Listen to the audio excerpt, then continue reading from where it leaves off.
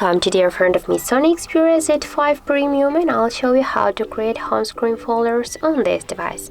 So first you should just hold for a while the application and drag this app to the another application. And as can you see here, we got the new home screen folder, include two applications inside. Also, if you want to add one more application by the same way, just hold the application and drag it to this folder. Sure, you can rename this folder. For example, I'll enter the app's name, then just tap to down to change the name. Now, just if you want to also just move this folder here on your screen, just hold it and drag it to the position where you want to just do this folder.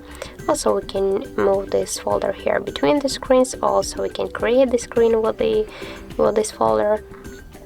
So that's how it looks. Also, if you want to just remove application from the folder, you can hold it and drag it here to your home screen, or if you want to just remove the application from the folder and also from the home screen, just drag it here to remove icon.